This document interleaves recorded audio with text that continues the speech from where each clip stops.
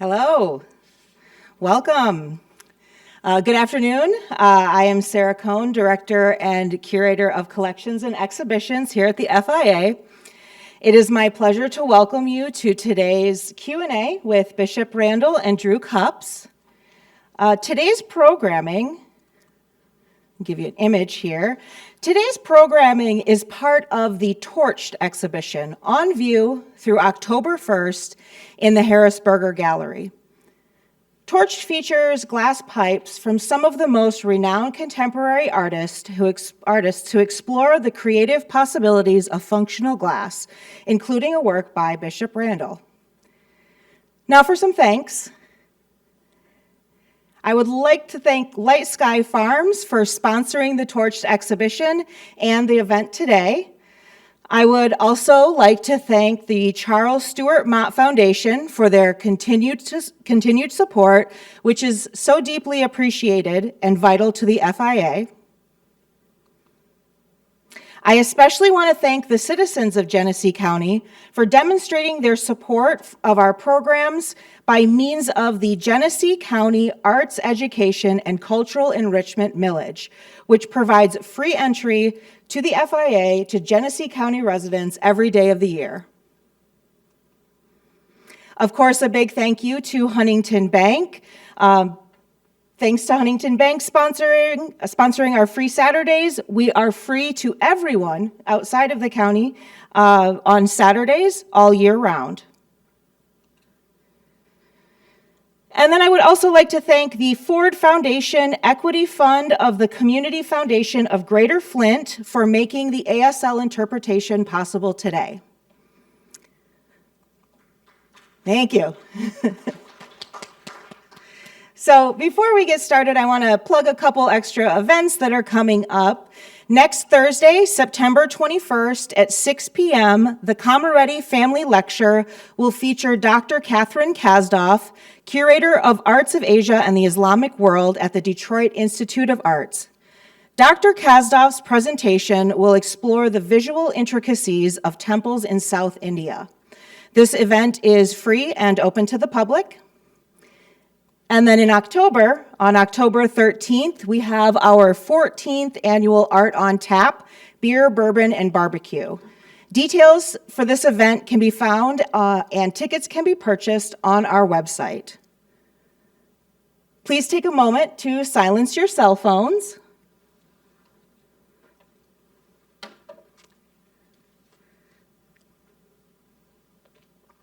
I'd like to introduce our guest today. Bishop Randall has been working in glass for 22 years.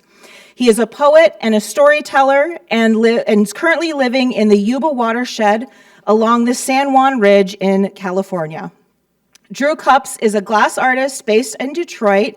He is also the co-founder of Urban Pheasant Studio and the Michigan Glass Project. Before the Q&A, Bishop was working hard in our hot shop, demonstrating his unique flameworking technique. He will be back tomorrow from 1 to 4 for another public demonstration. This event is also free thanks to McLaren Health. Please welcome Bishop Randall and Drew Kups.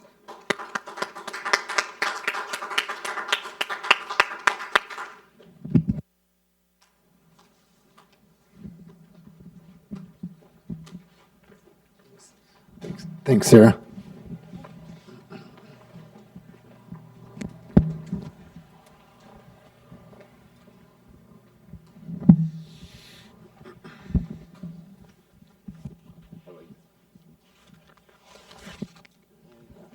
I'd like to thank everybody for coming so far, and it's really good to see a lot of familiar faces in the crowd.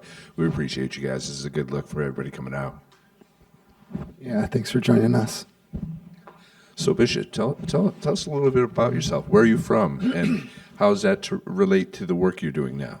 I live out in Northern California in the Yuba River watershed, a little bit outside Nevada City, a community of black oak, ponderosa pine, manzanita, madrone.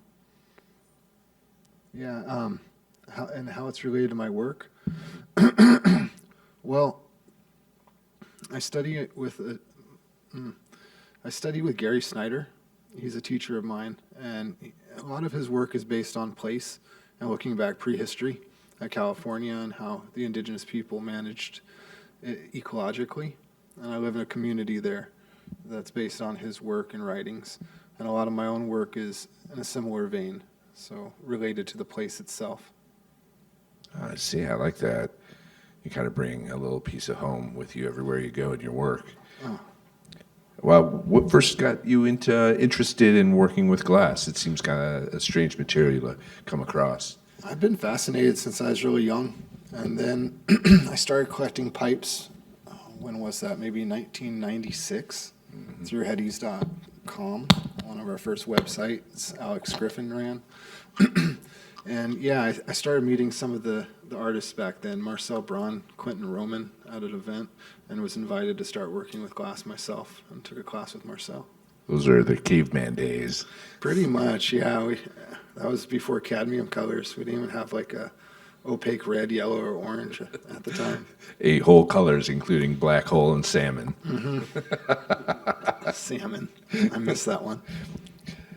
Well, so what were some of your inspirations when you first started working with glass? Where did you find the love for it? Oh, well, I first was really inspired by the pipes I collected when I was young, which were color changing, fumed, gold and silver. And then quickly I started being more inspired by place and storytelling and the anthropology of where I lived. There's a creation story from the Nisenan or the Maidu, the local indigenous people of where I live, based on 2 characters, Coyote and Earthmaker.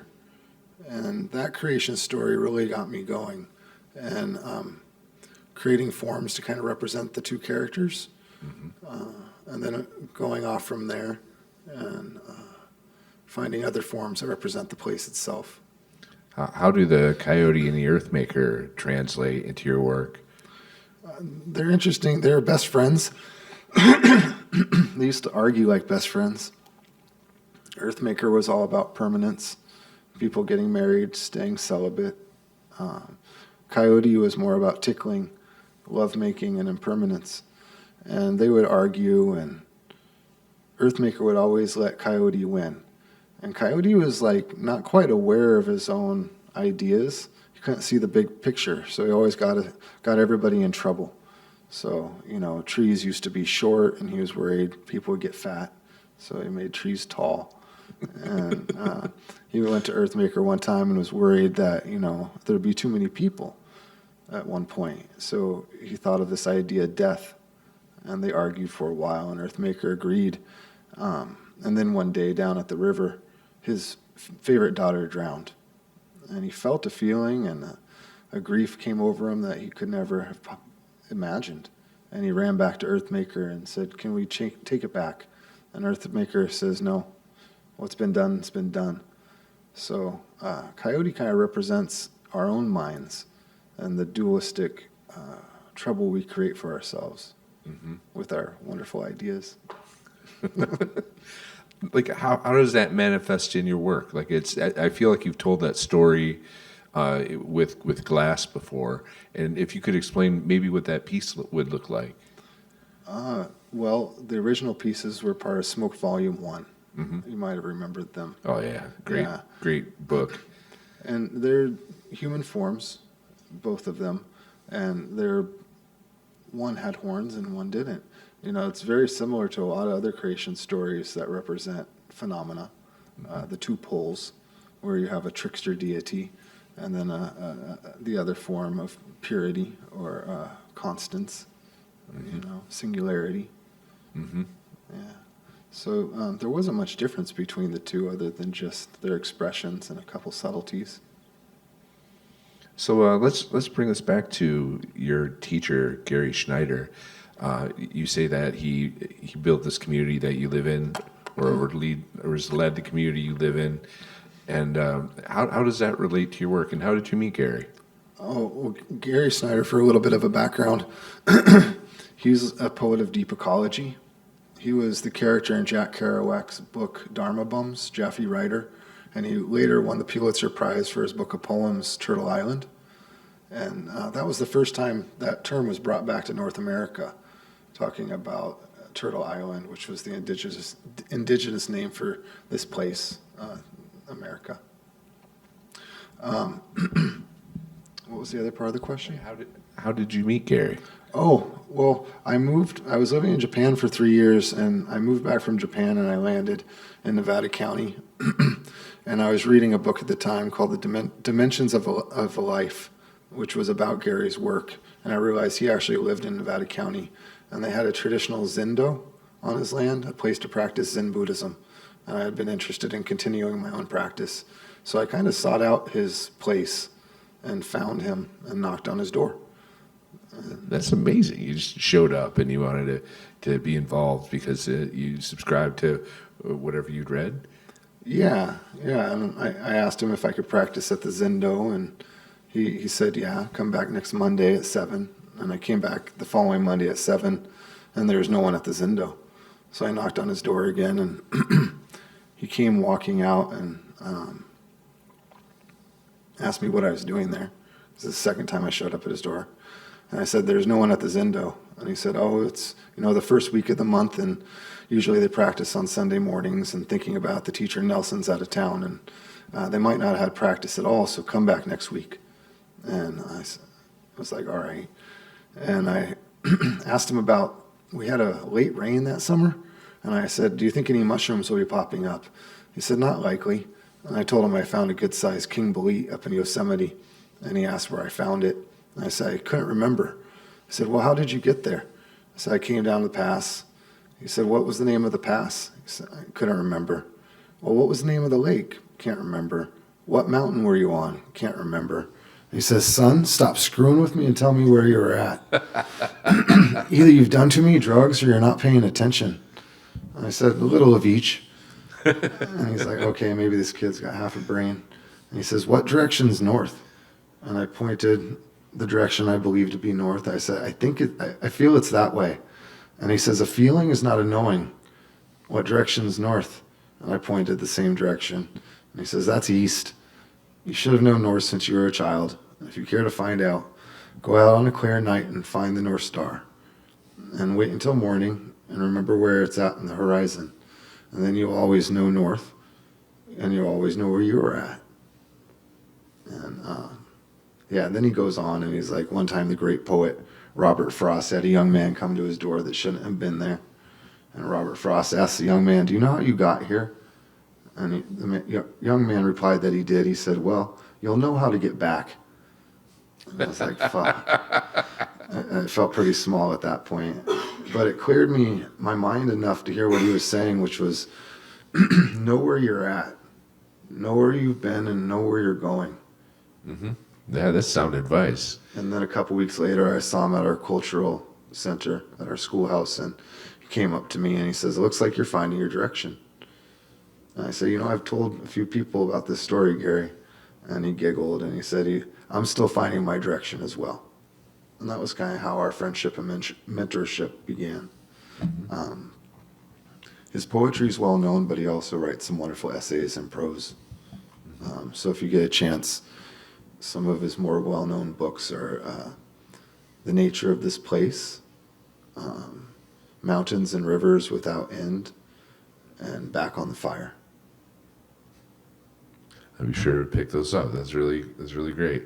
I love that story. How he was like somewhat pranking you into giving up your guys, to show your hand. A lot of the old Zen practices had what were called koans, which are little riddles, that actually have answers, but they're kind of meant to obscure the mind. Mm-hmm. Like this, what is the sound of one hand clapping? That's an actual koan in the Zen tradition. Mm-hmm. The answer is sound. Mm-hmm. It's what remains. The sound of one hand clapping. It's all the other sounds that are happening all the time. I think this kind of leads into my next question here. Where do we go? How does poetics, anthropology, and ecology influence your work? Looking back at old California and having some of my own experiences around depression, anxiety, and what I'd say mental challenges started cluing me into the healing value of song. And working with Gary and seeing and learning my sutras, even as a Buddhist, I started to see a correlation that these hunting songs, gambling songs, medicine songs, sutras, they had function within their culture. They actually did something. And poetics, being a combination of speech and sound, also has a similar ability to do something beyond the words' context themselves, but actually creates a space or a container. If you've ever been to some of the traditional medicine ceremonies from around the world, whether it be ayahuasca, Wachuma, San Pedro, or as in California, used to be Datura. Mm-hmm. Let's see. So we're thinking about pipes as a modern art form and movement. Where would you place your work? Like, what is art for you? Art, or like maybe even arting, like is a process of creation more than about the object itself. Like, once again, looking anthropologically, art is kind of a new thing, a modern thing even. How so? Well, if you look back historically, a lot of cultures had no word for art. Art was a process of a ceremony. It was a part of a ceremony. It wasn't necessarily what the ceremony was even about. Like, take, for example, like Tibetan sand paintings. That's a part of a ceremony. And then at the end, it's either blown away by the wind or swept up. The cave paintings you find in Europe, those are part of a ceremony. I kind of feel like the glass blowing we do is like sand mandalas. It's like it has a temperance to it. It's And a very and a permanence. Yeah. Also, yeah. If we look back, we might find that art is a verb, is a happening.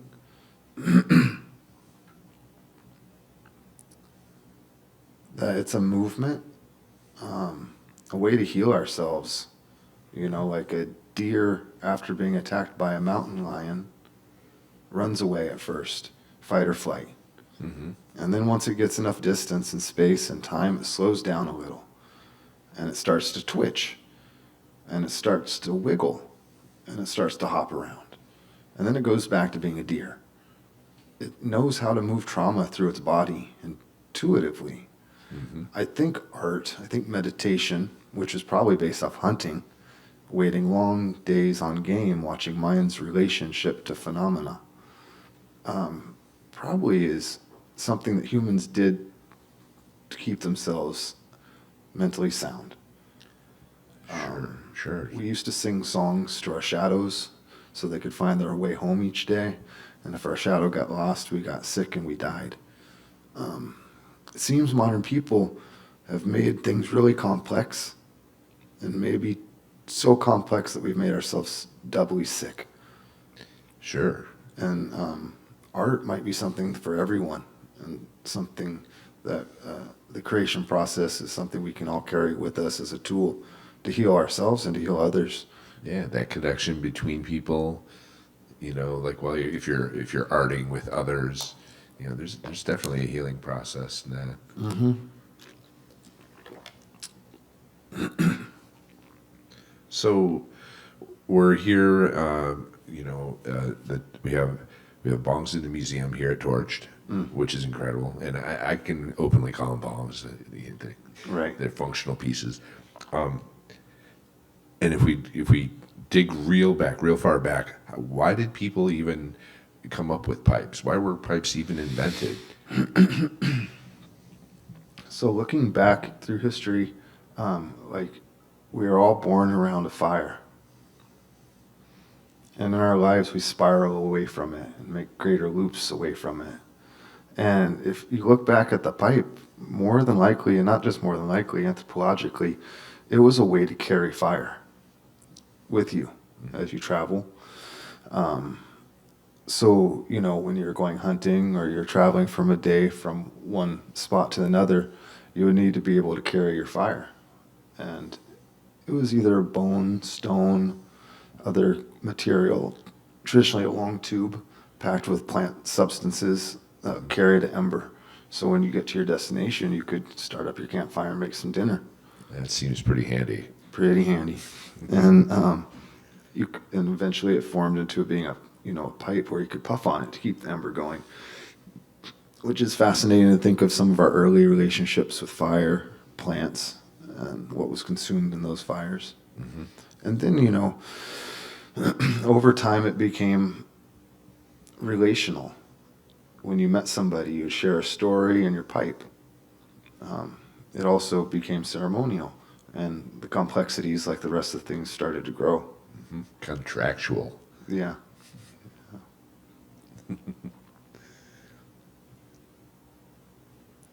I've always been amused by how a pipe is like an accessory a lot of times, and how it, like you were saying earlier, it's like how you show yourself to someone, through your accessories, or it's a part of your uniform, so to speak.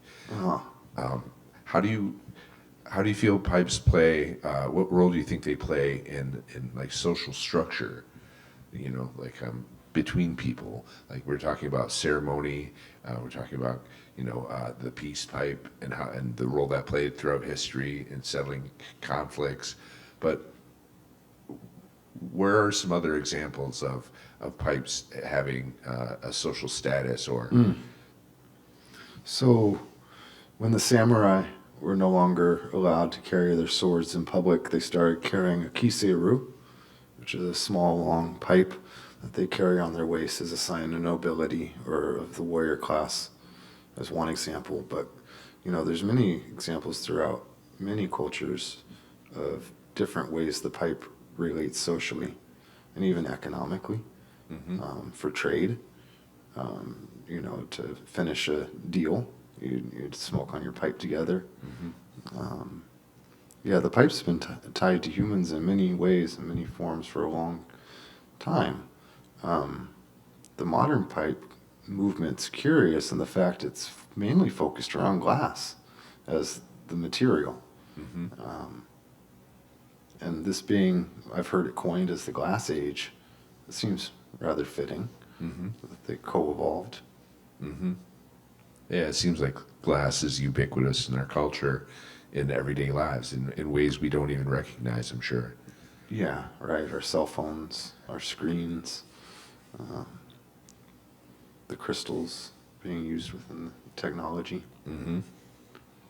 And I love when I talk about dichroic glass, how it was brought to us through military technology, and, right. and how hippies use it to bling out pipes. And kind of an entertaining juxtaposition. Let's see here. What are some of the primary materials used to make smoking pipes, and how did they change over time? Well, originally, some of the earliest pipes go back to Egypt. There's ones much older they're finding now. Stone, clay, baked, bone. It seems like they're all fragile materials. Tend to be. It had to be soft enough to carve, Mm-hmm. oftentimes, Mm-hmm. And quickly. Mm-hmm.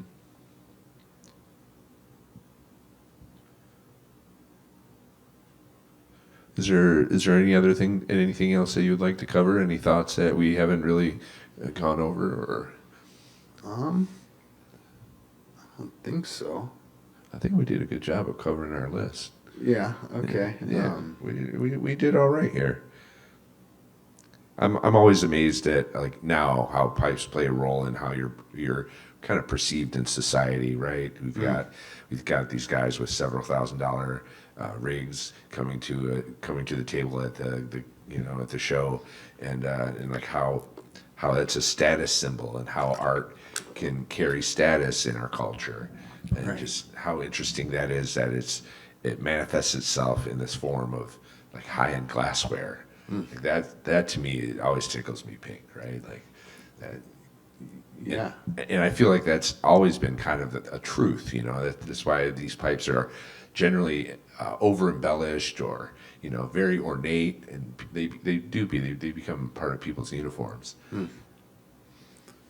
Yeah, the modern pipe is a curiosity, to say the least. And the technology around it, like we were saying, like when we started out, there's very few colors. We found a special little niche, because of the counterculture and counter economy that we had for a long time. So that allowed for some advancement and people to put their resources into it, where other mediums, I think, haven't gotten that attention for a long time. Yeah, I could agree with that. Yeah. It went a long way really quickly, the early history of pipes, right? It started in Eugene not starting, but like Bob really popularized it by toting it around the country with Dead Tour, and like how that kind of hit all the hippie spots, and then eventually, Peter taught Paul how to blow glass, and how it started to grow in isolated communities, and how that developed a certain kind of style.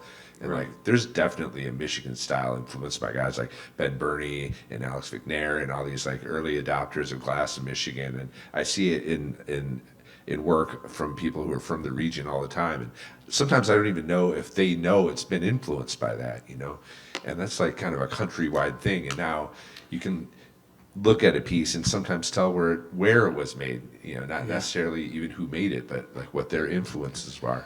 There seemed to be an extension from the studio glass movement of the 80s with soft glass also. Yeah, absolutely. Because like on the left coast at least, you had William Morris, who influenced everybody down to now like Preston Singletary.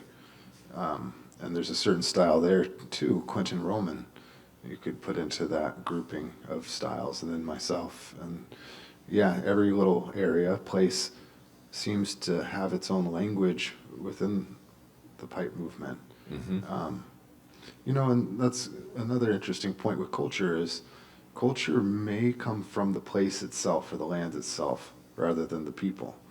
People migrate and then they spend a long period of time in a place, and the narrative and the stories around their culture tend to come from observations of that place.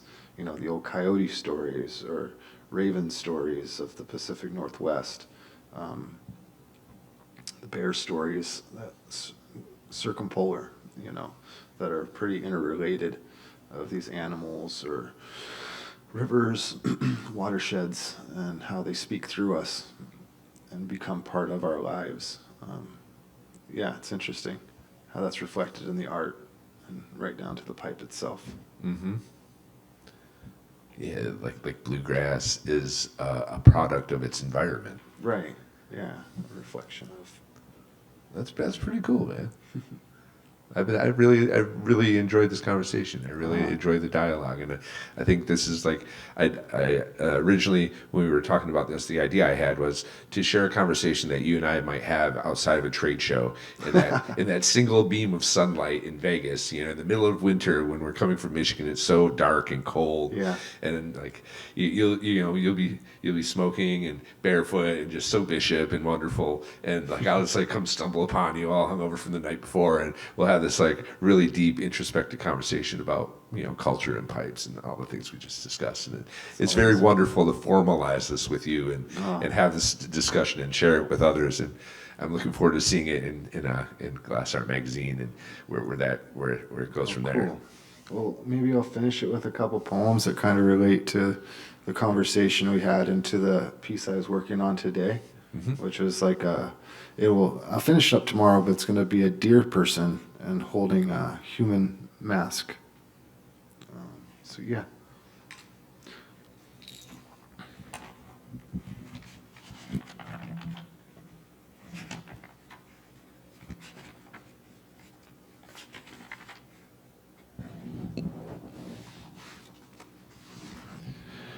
Deer walks slowly, eyes fixed, having narrowly escaped mountain lion's jaw.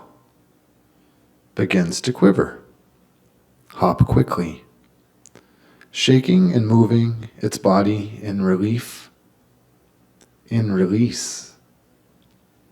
Trauma is natural. Healing is natural. Both required. So be wounded. Sing a song. Dance. That one relates obviously to the story around some of our early our ability to move trauma through our body. Or there's a new style of therapy, somatic therapy. Maybe some of you have heard of it. Where we're realizing that that's where trauma is kept in our bodies. And some tools for moving them out. This next one's called bear dance, and this is more to do with embodiment. We sit back around the fire, waiting for the ceremony to begin. The deer's hind leg, injured and lame, stew gently simmering on the stove. Baby bear vocalizes, "Mom! Mom!" treed by a warning shot. My daughter, Esme, asks me, "Are the dancers really animals?" Remembering Jaime, I respond, "Are they animals? Animal people? Or people animals?"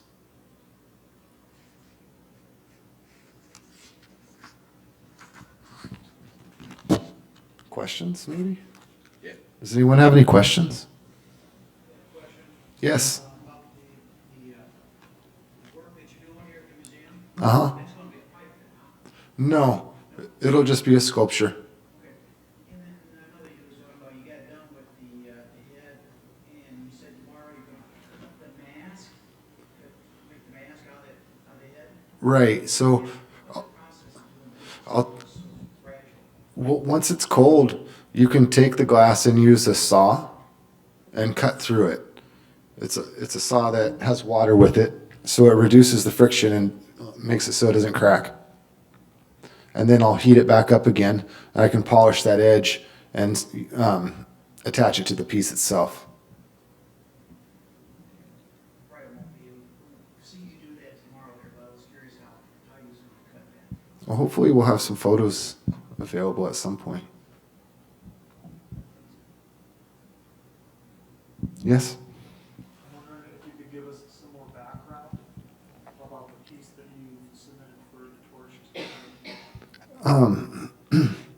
It's titled Waiting on Change, and it's one of my first pieces in this animal person type series that I've been working on.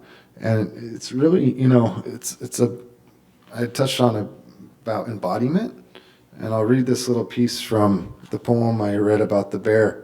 Did anybody, did that poem kind of make sense a little bit? I had taken my daughter to a bear dance, and then the Maidu put on each year, and 3 bears showed up and started dancing, and it was a little surprising.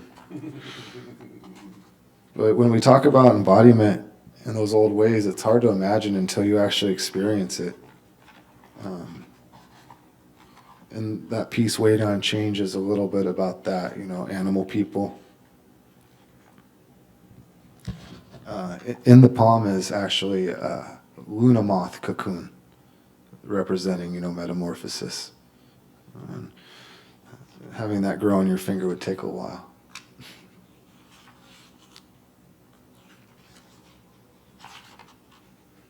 So this is something from my teacher's essay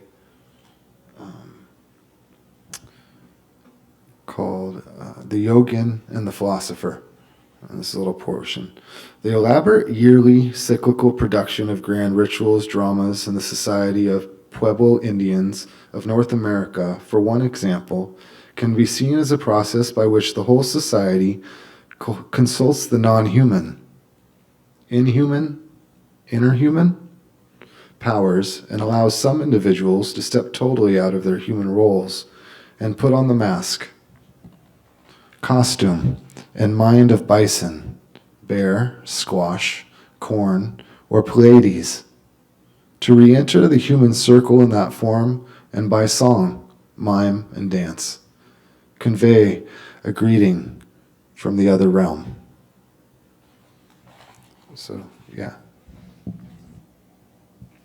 Consulting the non-human. I like that. The inner human. The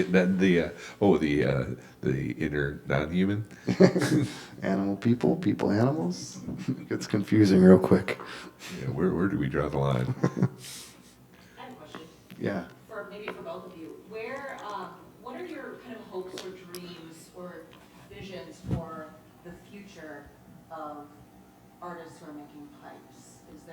Is there something you see happening or something you hope happens for people who devote so much time to this incredible art form? Sustainability for artists, not first and foremost. You know, this industry's always been a giant wave ride. I would like to see I like to see artists reach their full potential, and stability is probably the best way to do that. What do you think? No need to survive. That's kind of where I see everything right now. We might not name it such, but we're post-collapse, and that's okay. What comes next is a mystery, and as artists, as maybe doctors, as the old way would call us, our function is to be okay with impermanence. And how do we demonstrate that? How do we offer to others the showing of how to be okay with death, to be okay with the many deaths that continue to unfold through life without making ourselves doubly sick? You know, on a completely different note, I would like to see pieces preserved, right?